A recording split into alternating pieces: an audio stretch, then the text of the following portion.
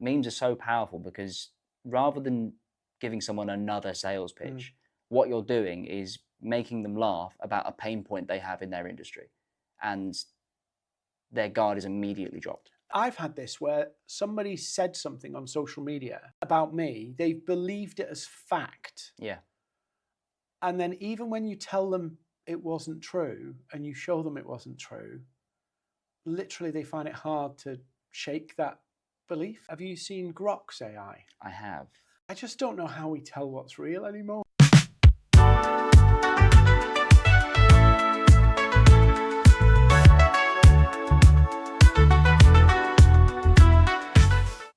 So welcome, Tom, to the new format podcast.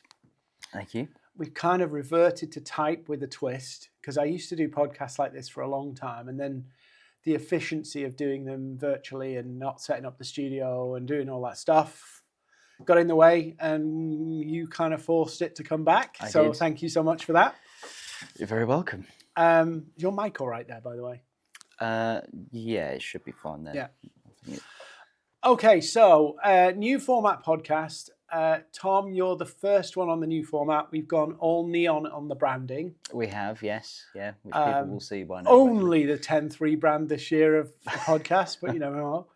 It's just like, it's how do you do something that gets your vibe? Do you know what I mean? Like, yeah, I feel like with that kind of thing, it's always the first idea that pops into your head, often the best one, but it's never the one you go with. So it's always the one that you think of first, and you go all around the houses trying to think of something else and something that's more thought about, and then you get back to square one and think, actually, no, I was right. And that's, I think, really what we've done. Yeah, I mean, I love the kind of neon-y vibe, and I had it for a long time, and then I thought I had to be sensible. Yeah, exactly, yeah. And then turned 40 and went, who cares? Yeah, why? Yeah, who are you being sensible for? So, new format podcast, we have a drink. We do. I'm sorry it's not the best drink, right? I was going to say, if you can call it a drink. It's a Blue Lagoon, it's vodka. It's not the best drink. But the idea is, because I love drinking cocktails, as everybody knows, I thought I would introduce a different cocktail. This was a bit improvised. I'll try to be a bit more creative in future. It's not very good either. It's not. I've had worse. I've definitely had worse. I feel a bit like Luke Skywalker drinking blue milk, but you know, there we are. I had an amazing cocktail in Dubai, and I liked it so much. I ordered the ingredients so I can make them at home. That's and it is extra. mango vodka and lemonade, and it's incredible. See, I've never actually really been a cocktail man. I think it's all stemmed from being a student and then being a lot more pricey than a Wetherspoon's pint. Although I seem to think that you liked that spicy cocktail in Atlanta, didn't you? Yeah, I don't think I had much of a choice, given we were in a cocktail bar. But yeah, it was okay. It definitely warmed you up, which didn't need to happen in Atlanta. Really, it was warm enough. But yeah. But anyway, enough about the cocktails. And if people watching this don't like them, mocktails work too. Yeah. Do you want to explain like what you do here? Like, because you joined what, June? May, end of May. Right. And so you're pretty much right. Yeah. So 6 months ago, really, just over 6 months. So I've obviously been working very closely with yourself on your content. And you're still here? And I'm still here, which is, the I think a personal record for you. Yeah. It's been good. It's been a lot of what I've been doing has been very focused on kind of just making sure we can evolve what you were doing and also consistency. Because obviously when you're as busy as you are, you don't then have the time to be posting on TikTok and Instagram and Twitter and Threads and YouTube and LinkedIn. Obviously, LinkedIn was kind of your baby, and that's remained the case. But sort of every other platform, I think, has really taken a step up, if I do say so myself. But I think we've got to a point now where we're starting to find our feet with it, and we kind of know what works and what doesn't work. And obviously, by the time we crack that, it will all change, and that will no longer work. But such is the nature of the beast. But yeah, so that's kind of what we've been doing. We've done lots of short videos. Obviously, did 2 weeks in America recently. Got some good content in motel rooms, the little video yeah. shorts and that sort of stuff. But yeah, you got to improvise and get what you can. But yeah, it's been an absolute whirlwind considering I was doing electrical wholesale in March. Was yeah, it's a Yeah, completely different world. from electrical wholesale to social media. What a shift! Yeah, well, there's your title. And you survived my random hotel bookings as well in Yes. America. Well, yeah, there was a very close call in Oklahoma because we obviously arrived at the one that you had booked, and before even we looked at the rooms, which you didn't actually allow us to do because I think you wanted to make the decision yourself. But me and Josh, I remember we was just sat in the car, and there was just various things going on in the car park. There was a double amputee working on a car.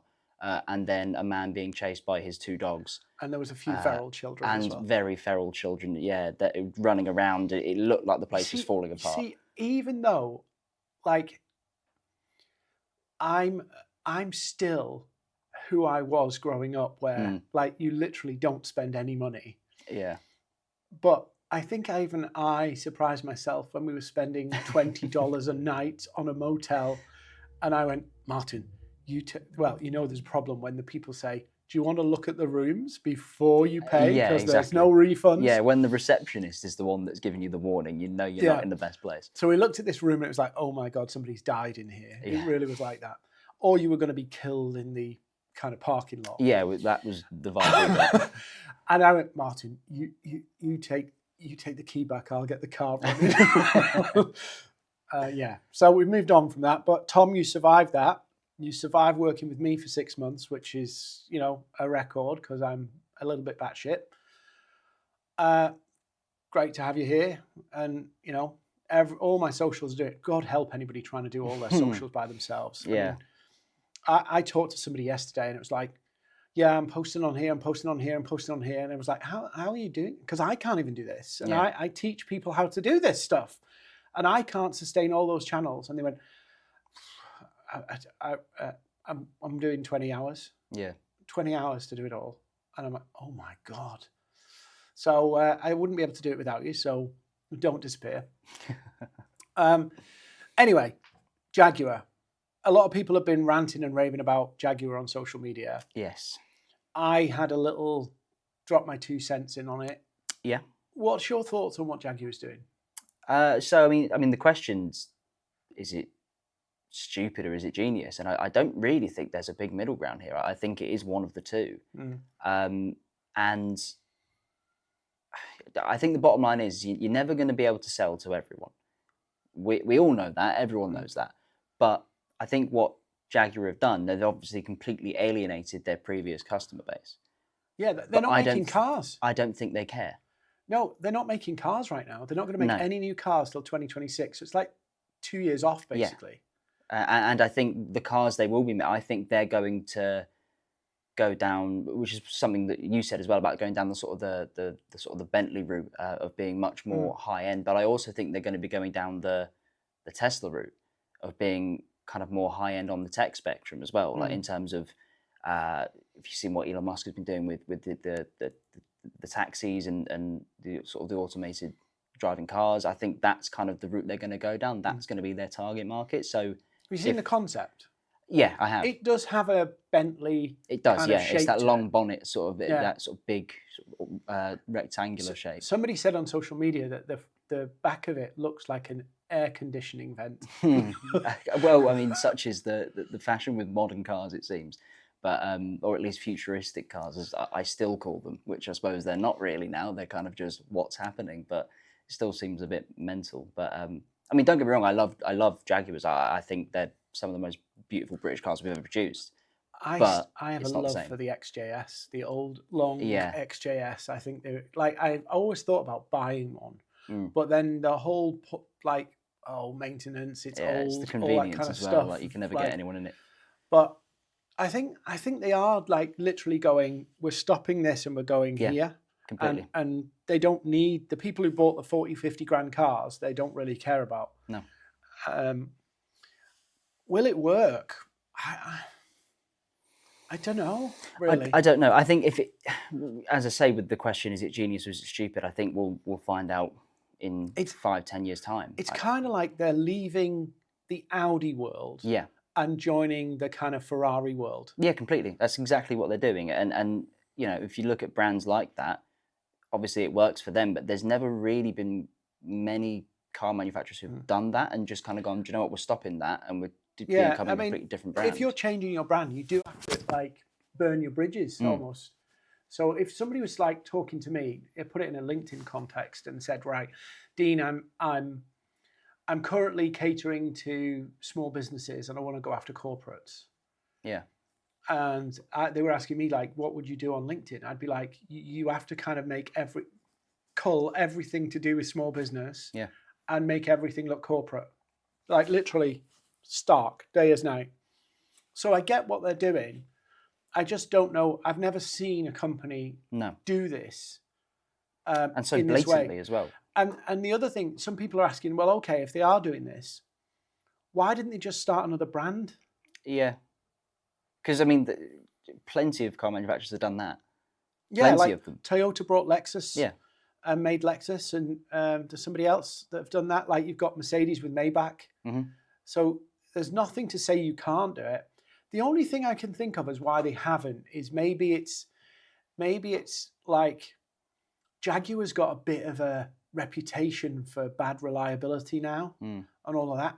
So if they burn this bridge completely, they could basically keep the Jaguar name.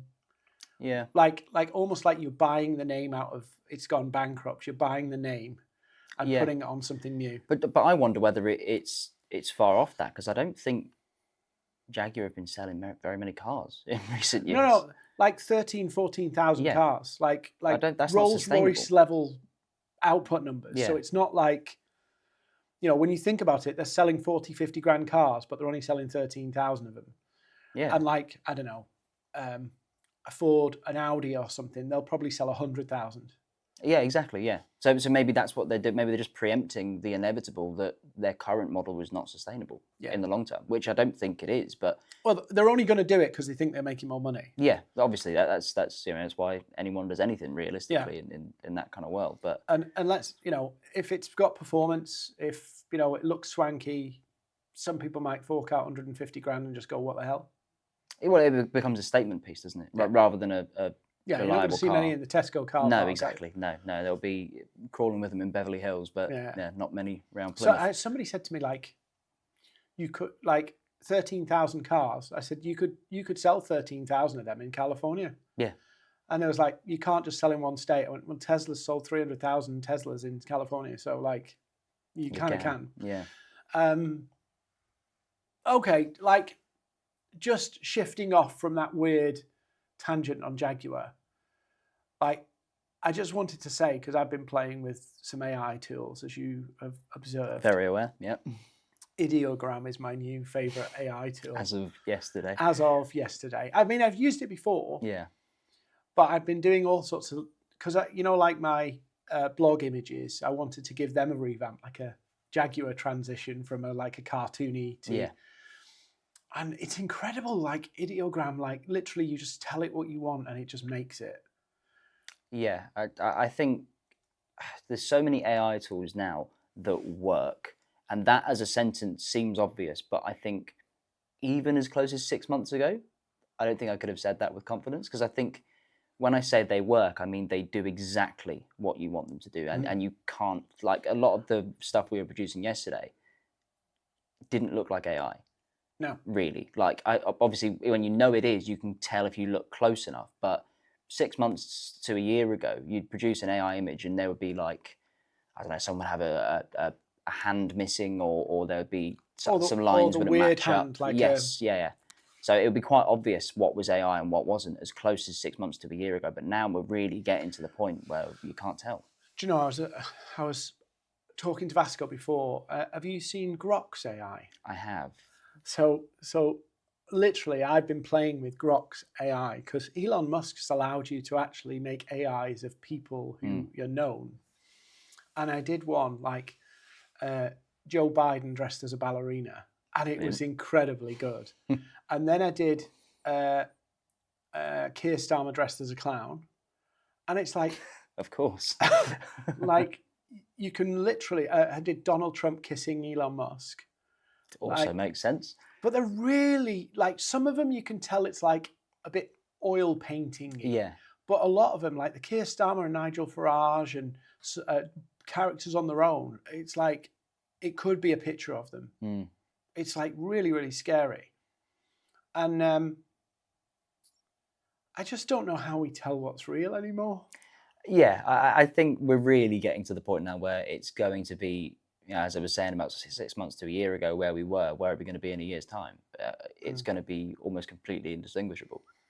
And that is both from a content perspective, really exciting, and from like a personal perspective, From a humanity. terrifying. Yeah, I mean, like you did a post. We'll not say which one and see if Yeah. people can find it. But you did a video of me that was totally 100% AI, Mhm. AI voice, AI video clone of me. Put it up, and it's one of the best performing videos of me. Yeah, which I mean, what does that say about you, really? I mean, that's the question. So, Tom, it's been great having you for 6 months. Yeah, no, I mean, it is scary because obviously we can tell because we know, and when you know, you're kind of looking for it. But I showed my fiance after I'd finished editing the video. I showed her, and turned around to her and said, "None of that's real." And she went, "What do you mean?" I went, "That's all AI." And she went, "What? Even Dean talking?" I went, "Yes. His face, his voice, everything is AI." She could not believe it. Yes. In fact, she did not believe it to start with. So it just shows that it's from someone who's not been involved in the actual process of making that piece of content. It's completely indistinguishable already. I do wonder though, like I wonder whether people, because obviously we're in this bubble, like we could look at something and go, I think that's AI. Yeah. But I do wonder, like, because there's a stat about apparently about 16% of the world's population are using AI in their day to day. Yeah. So like 16%. So that's not a lot of people, Not at really. all. It's like a billion people-ish on the planet. I do wonder, like, the other 84 points or 83.333%, whether they can see like what's AI and what's not. I would highly doubt it, and I'd also like to see how many people are using AI to the extent that we have, or to its full extent, or well, not its full extent because we don't even know what that is really. Yeah. But you know, to the point where you're actually using it for most things that you do, and you can use it to a point where it's producing a lot of your content. Because there's people that use it for comments, and I always think that the spoken word is, if you ask it to write a script, or if you ask it to actually write text, it takes a lot more training. But in terms of image generation, like it's so indistinguishable for someone who doesn't know anything about AI. Like there's no way they'd be able to tell. And as I was saying, yeah, my fiance is pretty well adversed in sort of that kind of world as well. She consumes a lot of content. You'd think she'd be able to tell, but it was just that good. I saw a YouTube live and it was really bad AI. And it was Elon Musk stood on a stage, and literally it was a live saying, if you send $10 to this account, I will refund you with triple that in Bitcoin. Crazy. And you could tell, right? You could tell. And I don't know how much of it was real and engineered, but there was comments of people saying I'm sending it, and all this kind of stuff. And I was looking at it and going, yeah, is the mouth sinking and all that kind of, the way his mouth was moving wasn't natural. But I do wonder how many people fall for that stuff. I would go as far as saying most people. But then, like, social media, right? You put something on social media. Sometimes people, once somebody believes something, like I've had this where somebody said something on social media about me, they've believed it as fact. Yeah. And then even when you tell them it wasn't true and you show them it wasn't true, literally they find it hard to shake that belief. Yeah, and I think that the key thing with that is, is the saying as old as time, seeing is believing. And now it isn't necessarily, or it shouldn't be, because I mean, we could go upstairs right now. It'd be a little bit naughty to do this, but we could do it if we wanted to. We've got the technology to do it. We could get Keir Starmer's image and put words in his mouth that, fuck the British public. Yeah. We're going to tax them, take their houses away from them, leave them poor, and we're going to enrich ourselves. You could make that video. It would go around the internet, and some people would believe it. Of course they would. A lot of people would believe it, and I think especially with sort of the social media environment, when you get political, the people who are kind of don't really have an opinion stay quiet. So the people that will jump on that are the people who already hate the man and will kind of want to believe it, even if they know it's not real. So it feels true. Yeah, exactly. And that's where we are now, isn't it? A lot of the time and AI is going to make it worse, I think. It feels true. Yeah, it feels like something he would say. And therefore it's real in their minds. Ignoring politics aside, just parking politics for a minute, because we don't want to go down that rabbit hole. Yeah. But I think in the UK, at least, Nigel Farage is kind of benefiting from the fact that it feels like politicians don't care. Yeah, of course. Like, there's been some crazy immigration stats thrown out there. Everybody's feeling worse for wear because of inflation. The economy's not feeling great. And Nigel Farage is riding high. And people think he's the answer. I don't know whether he is the answer, but recently, like Elon Musk has said I don't even know if it's true, actually. Well, I nearly said Elon Musk said, but actually I was falling for it because he hasn't actually said. It's other people saying that he's considering this, that he'd give $100 million to reform. Yeah. Which, whatever your politics about that, I think it's, well, I have an opinion. Well, I mean, have you tracked this story? I have, yeah. And I'm on Twitter, or X, as I suppose we should call it. And I think if your algorithm is the way that it is because you're remotely interested in politics, there's no way you haven't followed it, because when the man who owns the platform you're on is tweeting about reform, you're going to see it. And I don't even follow the guy. Like, I unfollowed Elon Musk because every post I saw was from him. So on that, I watch a few different news outlets because, like some of them you can't, it's all slanted. Yeah. And I was listening to watching something on MSNBC where they were saying Elon Musk rigged the X algorithm to promote him and Trump.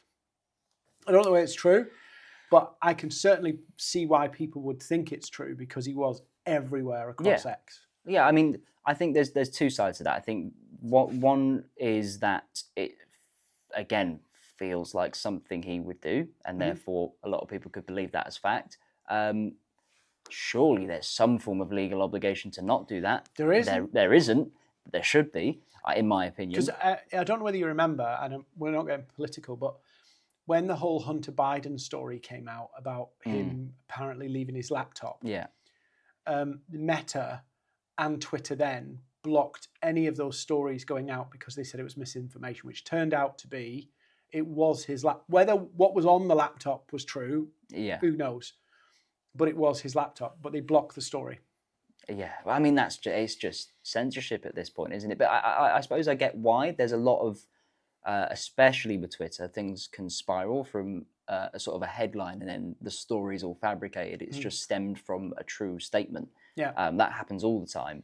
But then the other aspect of sort of the Elon Musk thing as well, that it's his platform. It's a free country. You can say what you want to say. Like that's the argument, isn't it? Which difficult to disagree with.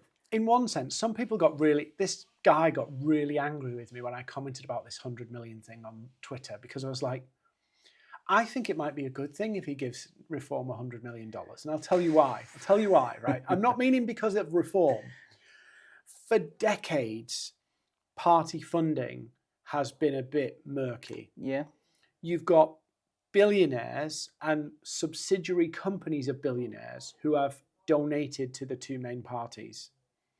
And for as long as that's happened, they have not wanted to clean up what level of influence. And there's been loads of scandals of people giving money from dodgy places, even though there's rules. Like, it doesn't break the rules, but there is another level of, this guy's just been convicted and his company's been giving you millions for years. It doesn't break the rules, it bends them. Or at least makes what you think is ethical. Yeah. even if it doesn't break the letter of the law.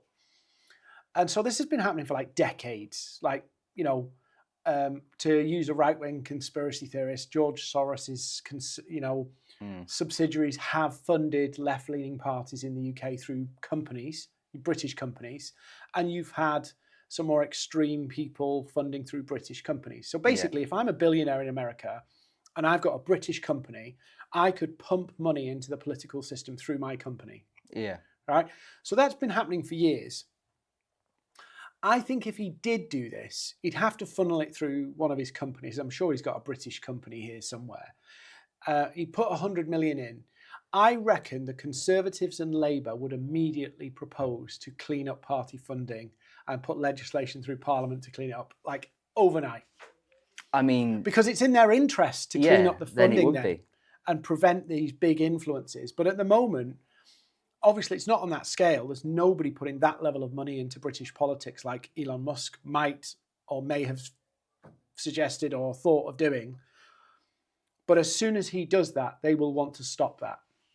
Yeah. I mean, I hadn't thought of it as from that angle. I kind of, I suppose, was somewhat two-dimensional with it and kind of just saw 100 million and the dollar bills in Nigel Farage's eyes and thought about how terrifying that could be. But I think you're right. There's a lot of political reform that needs to happen in the UK in a lot of different kind of avenues for a lot of different reasons. And I suppose if that's the straw that breaks the camel's back, then there we go. That that might be something to do it, but that would need to be done before Nigel Farage got his hands on $100 million. Yeah, well, they would know it's incoming. Yeah, exactly. Because the Electoral Commission, so they could go, right, let's cross-party. Yeah. Let's drop party political stuff and let's unite, because both of them would be interested. Then it's in their interest to stop this happening, because how are they going to compete? Yeah. So it's like, let's change the rules now because it suits us. Yeah, exactly. Yeah. That's my little rant over. Yeah, I think it's plausible. One, Elon Musk is now a part of the American government. Yeah. So that has different implications. And he's everywhere. Like, Donald Trump was in France at the opening of the, what was it, Notre Dame Cathedral. And there was Elon Musk. And I'm like, he's like his little shadow now. I've seen people saying he's going to move into the White House. I don't know if they're going to share a bed or something, but he's everywhere with him. They're best mates, it seems, all of a sudden. And somebody said, does anybody know what happened to JD Vance? Yeah. He's like invisible. Yeah, I mean, he may as well be his VP at this point. Like in terms of like the rallies and everything else. I know JD Vance was making a lot of noise to start with, but as soon as Elon Musk really got onto the stage, Trump dropped him like an old toy. Like, it's. I think the fact that he's part of the American government will mean in some way that he can't end up spending $100 million into an opposition party in the UK, because that seems crazy when you put it like that. I do wonder though, part of it I think is just, Keir Starmer and him have had a war of words. Yeah. And I think somebody said he'd do it just to say F you to Keir Starmer. Well, yeah. And again, it's one of those things where you would say, well, that will never happen, but then there's so many things that Elon Musk has done that you would have said, I'm going to give him $1 million a day. Yeah, exactly. Yeah. And then he did. I mean, I'm going to catch a rocket with chopsticks. And he did that as well. So I mean, there's not really much that he says he'll do that he won't. So if he has said that, I would take it quite seriously.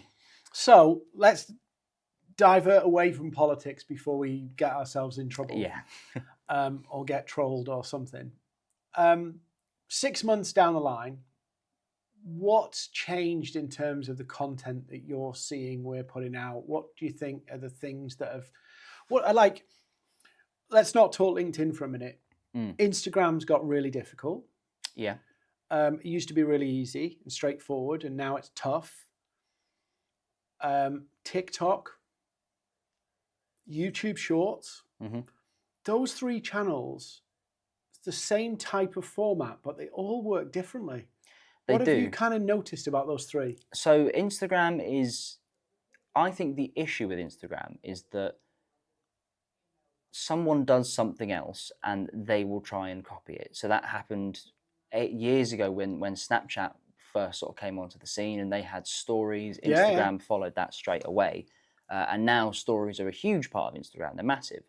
And then TikTok comes into the scene, and then Instagram Reels are born, and it's a lot of copying, and it's a lot of I don't know exactly how the Instagram algorithms work, but it's definitely different to the other platforms, and I think due to TikTok's success, everything on Instagram is going very heavy. They're putting all their eggs in one basket of Reels, and that's why I think we've made the decision with your Instagram to go very heavy on the real side of things, and it has worked. It's definitely it's definitely going better than it was, but it's not as easy to hook a viral concept or a story or anything like it is on TikTok. On TikTok, you can talk about anything that's in the news and you will get views. It doesn't really matter what you say. We've obviously taken the stance of asking questions rather than giving answers because I don't know. Yeah, we started with that. We started with that, and that was kind of the initial plan was to give other people the platform to sort of comment on. And obviously, our first proper big one that was kind of made organically was just a meme, and that was a meme about the UK riots. Is that the first one? Well, there was the Oasis one as well, but that was so much jumping on a trend. But I mean, you can't do that on Instagram so much. Like, No. you'll get an upturn in views, but nothing to write home about. But we went to be like jumping on like trending sounds on Instagram. Yeah, and that does work a little bit. But again, it's not like it is with TikTok. Like with the Oasis one, we made one meme, and we went from getting a consistent 200, 300 views with every video that we posted. And it went from that, and we got, I think, 140,000 views overnight. But then the interesting thing with that is that when we then posted our sort of regular content about sort of LinkedIn and content creation, social selling, the less viral stuff. Yeah, the stuff that you wouldn't expect to go as viral as quickly because it's not talking about anything trending. That stuff then sort of set a new baseline of around sort of 600 to 700 views, which is kind of still where we are. Like if we get 700 views now, it's like, okay, that one obviously hasn't. 700 is the new 200. Yeah, exactly. Yeah. But I think, what we've seen is that's because we've had some big ones, and obviously we've had a whole handful of big ones now. Obviously, the one about the UK riots was just Walter White beating up a Greggs. I found it funny and thought we'll try that, and it got about the same, I think, if not slightly more than the Oasis one. I'm not sure. And any sort of global situation that happens, obviously you can't be sat there praying for the worst to happen. No, but you need to kind of, I think you either have to find something that people are intensely interested in, or you can create a reaction, like an emotion, laughter. Yeah, with the UK riots one, obviously there were so many opinions, and we saw all of them in the comments from every angle. Some of them ridiculous, some of them valid. I got beat up and abused by both sides of the riots. Yeah, and that's because you gave them a platform. Yeah, because I think if you give people a platform, as I said earlier, like the people who are most passionate and the most sort of extreme on either end are going to be the ones who are the loudest. If there wasn't really many comments, and we had hundreds of comments on this video, so there's always going to be one or two, but there was only one or two of people going, I get the anger, but it's also a ridiculous way to show it. Like, what's this going to benefit? You're costing your own sort of you spend government money. Like, what's the benefit of doing this? I get the frustration, though. The comments we had were set the whole country on fire or lock all of these people up for life. Yeah. That was the two comments that we had repeatedly. I think that's a common thing, though, isn't it? Like, it's frustrating because I would classify myself as somewhere in the middle on a lot of political issues, and somewhere in the middle a lot of life issues, and pragmatic about how you use social media. Yeah. But nobody cares about being in the middle. No, you can't sort of, you can't enjoy the garden if you sat on the fence. That's kind of people's argument. And but that's like true. I think what I've seen over the last 6 months is the more I take a stand on something, or the more I curate something that people are really interested in, the easier it is. Yeah.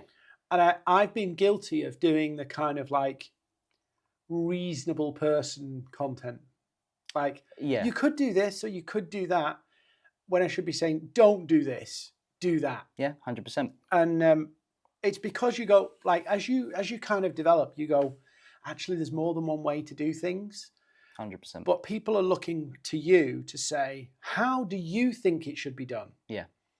And that kind of reasonableness of, well, you could do that way, you could do that way, kind of just gets you run over. Yeah. For somebody going, the other way is dead. Yeah. It's this way. Because you'll get that. You'll get the next video will be some topless guy in Dubai telling you A to B exactly how to make 100 grand in a month.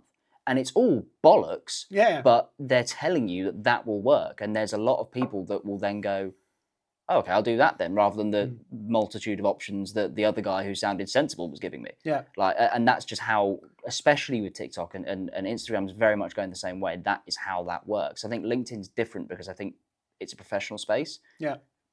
It's getting to the point where, you know, it might not be for much longer, but I think LinkedIn There's is a great lot for of, that. here's how to make 10K a month Yes, at the moment. exactly, And yeah. it's like, oh, like I get people want to make money, and I get that money talks. All of that's true. It feels really icky talking about grubby, going, here's how to make 10K, because it just feels like grubby. But also it's like, it's actually encouraging. I'm kind of stuck here a little bit because it's encouraging like quick fix, simple answers. But when you dig into those videos of like, how do you actually make 10K? What they've given you is maybe 7 bullet points with no detail. So you know the kind of high level, and you go, wow, that was great. But when it comes to actually doing anything with it, you're stuck. Where's the substance behind those bullet points? And I couldn't get my head around this for a long time. Why would somebody engage with a summary with no practical benefit other than, here's how to make 10K, step 1, step 2, step 3, step 4, step 5, all of them being summaries, you can't implement them. And then I realized, and I was like, Dean, you're so fucking stupid. Why did you not realize this? They're telling you the summary because some people will be so hungry that they'll buy the course. Yeah. Well, people buy outcomes. They don't buy. No, but I mean, like, it's bait. It's like, yeah, absolutely, yeah. Here's how you can make 10K in the next 30 days. Go onto LinkedIn, set up a profile, post content, message your prospects. Yeah. What you're selling? When do you message them? Like, who do you connect with? Yeah. All of that stuff. And then people go, yeah, I want the 10K. I want those bullet points, but I don't know how to do those bullet points. So, $297, you can buy my thing. And then they realize actually they can't do it. Yeah. I've also seen a lot of people who have that sort of, you know, the 3 steps type videos and stuff. Anything with the list works because people always want to see what's on the end of the list.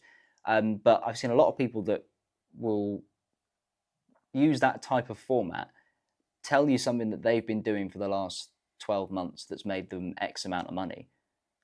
The reason they're now telling you is because it doesn't work anymore. Yeah. That's massive. And then people will pay them, so they keep making the stupid money to learn how they made money. But if they try it, it won't work anymore because you know, algorithms change or trends. It's a bit like drop shipping. Drop shipping was big for that. Here's how I made money drop shipping. Today, most of the people who make money in drop shipping make money from selling the course on how to do drop shipping. Exactly. Like coaches who help coaches become coaches. Yeah. Or the one, my favorite, a lot of LinkedIn influencers selling courses to help people become LinkedIn influencers. Yeah. And it's like, I had a conversation with somebody the other day. They're spending 10 hours a week on LinkedIn. They bought loads of courses and they've had 1 client in a year and they're doing all of this work. And I was like, why don't you just talk to people? Yeah. Just talk to people. And you can do that in a couple of hours a week and get more out of it. Now, of course, content's good. Yeah. I'm not saying bin all content. But I think sometimes we get so hooked on, if I'm famous, it will all work. And it really isn't true. There's so many influencers who are just peddling, buy a course like me, and using that kind of, what do they call it? FOMO or whatever. Yeah. I want that engagement. I want to be like that because that must mean success and that must mean that I'm making lots of money. And then you talk to them behind the scenes and they're making no money. Yeah. Yeah, well, that's the thing. I think, and that happens from like if so, I'm trying to think of someone huge without throwing her under the bus. Someone like Kim Kardashian Yeah. randomly comes out with a course of this is how to be as successful as I am on social media, charges $50 for the course. She will make millions doing that, Yeah. but that's because she's on the scale she is. If you ask an influencer who's got 500,000 to do exactly the same, margins are far different there. They're not going to make the same money because people are realizing that actually, why would I learn that from you? As much as you're successful. Did you hear about the Instagram influencer? It's a few years old now, but this happens all the time, right? And we get hooked on the numbers and go.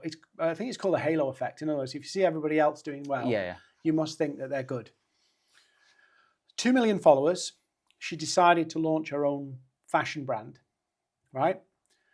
So she launched her own t-shirts, custom-made t-shirts. She sold 24.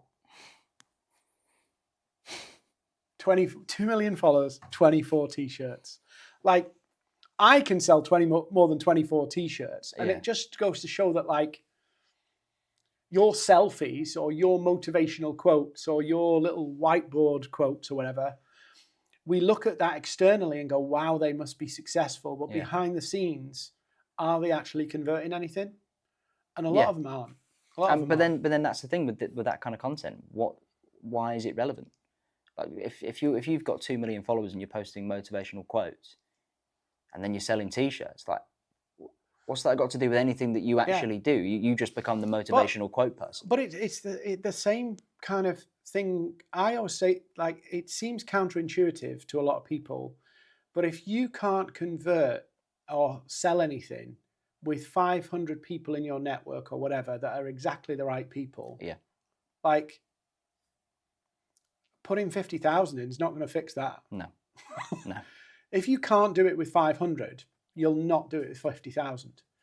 But the logic that's being pumped out is, well, if you get 100,000 views, let's say, right, if you get 500 views and 100 of them are the right people, if you get 50,000 views, then 2,000 or 3,000 might be the right people. Yeah. But there's a flaw with that. And I've seen somebody really popular say this. The first thing is it assumes, number one, that you will get 2,000 people if you get 50,000 views. That's the assumption. It's not always true. Second thing is that if you do, what do you have to do to change your content to get the 50,000? Yeah. What do you have to water down, broaden out? Exactly. What do you have to eliminate, not say? What do you have to do to capture all more people? And if you do that, would they actually see why they need to work with you? It's unlikely. So it's not guaranteed. You know, there are people who blow up and make a lot of money. But all the ones I've seen that blow up and make a lot of money are people who've stuck to their topic and blown up in their topic. And we've got an accelerator member. She was as a copywriter, and she decided to tweak, I'm talking about a thing. She tried to tweak to go into AI and help AI people in AI and beginners. And she just knuckled down and talked about it. And she's like everywhere right now. Yeah. But she started out and then she went, I'm really going to focus and nail this area. And people are engaging with her, supporting her, backing her. She's getting all of this stuff because she's focused. Yeah. And the advice out there, and we see them, is broaden out, and that will work. If you want to be famous, it might work. It doesn't necessarily guarantee making money. Yeah, 100%. People might know your face, but they don't know the value that you can actually offer them when you kind of just, if you appeal to everyone, you're not actually doing anything for anyone. So you were originally in electrical wholesale. I was, yes. Very exciting. You were in sales, weren't you? I was, yeah. So I did a graduate role, which, I mean, sales itself, I wouldn't say sales isn't for me. I think it was just the industry's a bit.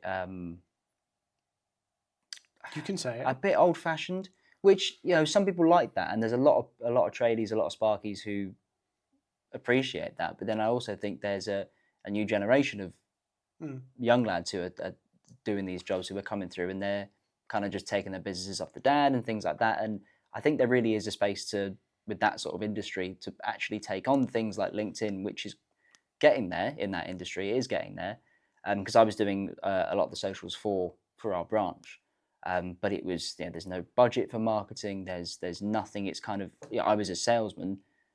I did that on the side. That was like a do that when you've got a bit of time. There's no kind of attention that's being given to marketing in that world at all, which, and doesn't necessarily need it if you want to just sort of steady the ship and I think bob along. old school people don't necessarily rate digital relationships the same as real No, not life at in all. person. Not at all. I think as well, we're doing this job. Like if I've drilled it into them enough that I think they understand, my parents now, what I do for a living. But So when you you don't fir- think you're just in like a well, dossing well, now? this is the thing. When you first tell them, you're like, oh, I'm a content manager. They're like, what? What's that? And I've had conversations with them recently, and obviously been here 6 months now, where someone's asked them what I do, and they're like, I can't really tell you. I don't get it. I don't know. You know, my dad, like, he's on Facebook, but not brilliantly, if you know what I mean. Yeah. And there's some conversations. I have actually brought my dad, who's a coal miner, brought him around this building, and he said, "Where do you work?" And I said, "Well, this is my office." "Oh, this is your office in this building?" "No, this is my building." And it's like, and he kind of, not in a negative way, but he kind of looks at me, and you look in his eyes and go, "Dean, when are you going to get a proper job?" Yeah. Yeah, like, exactly. This But is all nonsense. yeah, but like, it is. But and I think it always will be. I don't think sort of the generation above yours, I would say, that I don't think there's no changing that. Like there's I'm like only 15 years older than you. Steady on. Steady on. it's probably actually quite. I mean, they're mine as well, then I suppose. But it gets to the point where those generations before us, they're so set in their ways that I think the social aspect of social media they're coming round to. Like, Yeah. my mum uses Facebook far more than I ever have, and she's on Instagram. TikTok not so much. I mean, TikTok I took some getting used to, so I think that's then the next generation's new thing. Whereas we didn't have A lot that. of people search TikTok now, like Google as well. Yeah. So I mean, there's all different ways of how people access it, but some people just don't want the app. People have got all sorts of conspiracy theories surrounding TikTok that believe what you want, but it's all a bit crazy what some people think is true. If the Chinese government need to listen to me, Yeah. they need they've to got find some better to they've do got with their things time. far more important things to do than to be looking at what we're posting on TikTok, and that's just a fact. And if they want to be looking at it, then as you say, It's far scarier how much information Wi-Fi companies Yeah. have about us than TikTok. yeah, but everyone needs that, so people Yeah. don't complain about it. When it's a nice to have, that's when Yeah. people obviously start trying to dig it up and look at all the negatives surrounding it. But I think that generation's come around to the social aspect anyway. But in terms of using it and actually, my job is 100% social media. Like, content creation, content management, podcasts, all that sort of stuff. It all stems around social media, and for like my dad, he can't get his head around that. Like, I think the hard bit is figuring out how does it make money. yeah, exactly, yeah. And That's a lot of people doing social media are still trying to figure out how it makes money. yeah, that is very true. Yeah. But I think the only way to describe it is like, think about Coca-Cola. Like, Coca-Cola is doing all of this advertising, all of this stuff everywhere. Somehow it's got to drop to money. They know what works and what doesn't, and kind of you have to figure out, and we've been figuring out with mine. My Instagram isn't massive, but we're getting inquiries and inbound people saying win, and we get them on LinkedIn all the time. Why? Because we figured out a process of how we sell through all of these channels. Yeah. But I don't think people are like that generation haven't captured that in the same way. Yeah, and I think that's because they see, I mean, a meme or a video or even just a photo, and they think, oh, that's nice. But then it's what goes on behind that. It's the conversations that start because of that meme. Or I think very much, and memes. Obviously, I've been doing a lot with our company page as well, doing a lot of memes, and I think memes are so powerful because rather than giving someone another sales pitch, what you're doing is making them laugh about a pain point they have in their industry, and their guard is immediately dropped. And there's big money in content when you get it right. I mean, remember the airport saga? Yes. Dean's. That must have been like your first month or so here. It was July, I believe it was. Yeah, so you're about 6-7 weeks in. Yeah. And I send you a message saying, I'm going to just ride with something here, just keep an eye out for something. And literally that in one day, we went viral on TikTok, viral on Twitter, and I ended up on national television. Yeah, all in multiple one day. times, yeah. Yeah. I sold one of my videos for $600 off that. And all of my content, all the images that I took were ended up in all the national papers. And kind of, if you get that bit right, you can make a lot of money off the secondary market of reselling videos, which is crazy that people can, because obviously a publisher goes, we want to use that on our social media. Oh, we have to pay to use it. Yeah. Because once you get a hit on a piece of content, you get a hit. Yeah, well, I mean, it's modern day journalism. That's what it's all about. And obviously, you were in the unfortunate position. I was in the fortunate position of you being in the wrong place at the wrong time. Being trapped in Gatwick Airport for 7 hours and then going viral twice and on national news kind of made up for the 7 hours. Swings and roundabouts, I suppose. But yeah, I didn't look very good though after being in an airport for 7 hours and then going live on Sky News. Yeah, well, that's the thing. You probably would have worn something more TV appropriate rather than airport appropriate. But that's such is the nature of the beast when you're reacting to things that happen unexpectedly. But then that's all the world was talking about. Just for context, it was obviously when the Microsoft went down and all flights were grounded pretty much globally, and obviously, because when something that big happens, it's all anyone cares about for the next 12 hours. So it would have been silly for us to put out regular content about how to get leads on LinkedIn because no one gave a crap for that day. It was all about that. It was also, I believe, a Friday, which always, I think, in the world of social selling, Friday itself is content. It's Friday. Let's post about it being Friday. So it's always a bit of a day for engagement content rather than actually anything with any substance. So to have that kick off on a Friday, and it was just like a perfect storm of you were obviously there and getting these interviews and things, and we had the footage from Sky News, and people were just searching for it constantly. So we were just putting up, I think, 4 or 5 videos in one day, and they all got stupid views. Boom. Yeah, but you couldn't miss because it was about something that was essentially on fire there and then, and that everyone wanted to watch it. So just as we wrap up here, right, what's the weirdest thing that you've seen on social media in the last 6 months? Do you mean apart from your cucumber video? Apart from the cucumber video. Apart from the cucumber video. Well, that was a bad idea. I just like that it's immortalised on social media forever. I'm fond of that. But that was me trying to be like a bit risque. Is that not the answer? Just like the context of that kind of thing. There's a guy who makes a living, gets millions of views and millions of followers from cucumbers, from just making recipes with cucumbers. And but I think there's a really good lesson in that though, because like, when I do stuff, I often think, how do I say something new or do something like fresh? And if you look at all of the people who've done really well online, they've just doubled down on one thing. Like I would kill for his level of engagement and followers, like kill for it. But all he does is recipes about cucumbers. Yeah. And if he could sell those recipes or, he could probably monetize, well, he is making money off the back of the videos, but he could probably make a killing selling stuff about cucumbers. Because he's got the following, right? People are obviously interested in what you can do with a million different ways. You stopped yourself then. I did, yeah. But it's the same, it's transferable. If you look at Mr. Beast, he has one thing. He gives people money. That's his whole thing. Yeah. Like, if you want to condense it down into one sentence, that's what he does. Well, he's not so popular at the moment, is he? Because he's been. Well, he's got this new show coming out soon, which is like some form of game show where he just gives loads of people money. We've all seen it before in multiple different formats, but it's the same thing, giving people money. And he's the most successful content creator on planet Earth by a mile. Yeah.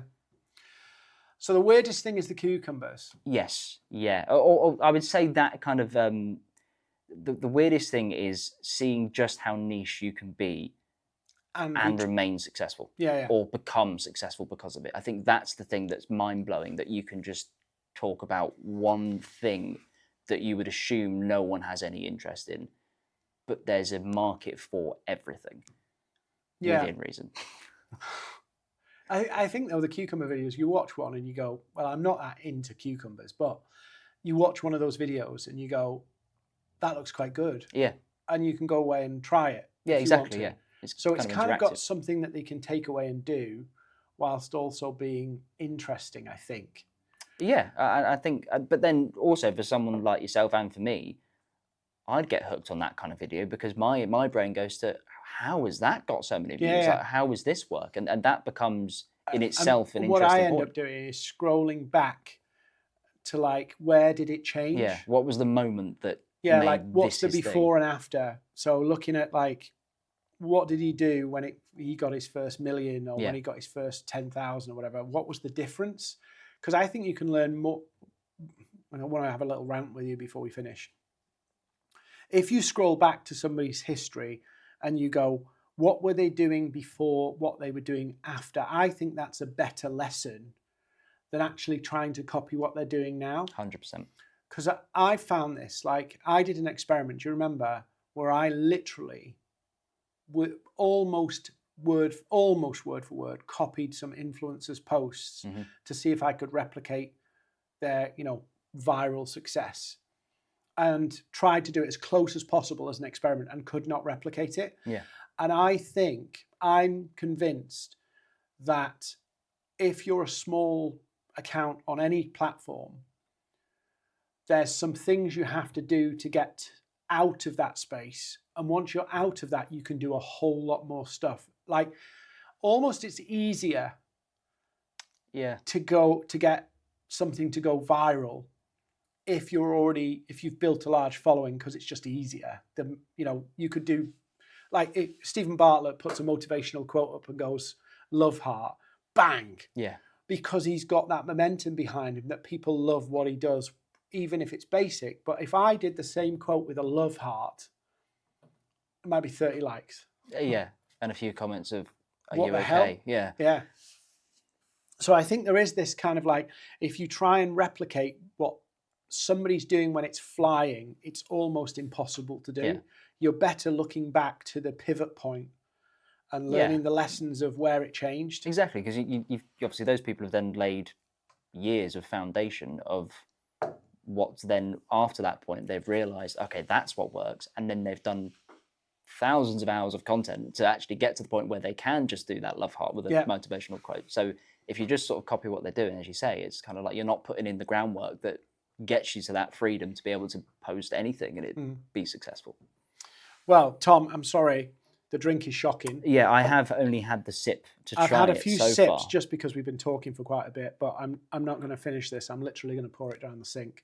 Yeah, because it's not great. Mine might follow yours, to be honest, but I like this new format, actually. Yeah. Hopefully people listening and watching will like the new format. We talk about a lot of different things. Hopefully there's some useful shit in here. Yes, yeah, we'll have to dig that out somewhere. But I think it's a better format than the interview style that I've been doing.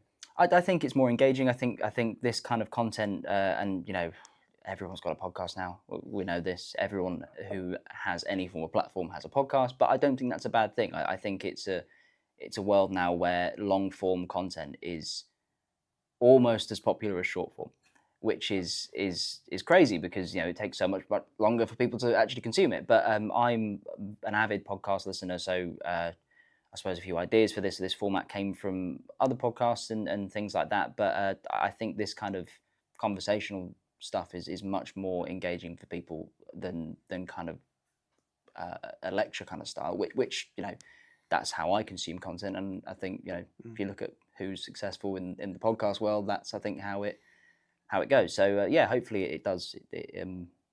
We see an upturn in people who are watching and listening and enjoying. That's obviously the Subscribe. The main, yes, yeah. Please do, please do. Yeah, cool.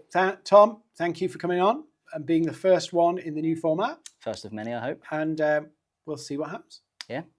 Thank you very much.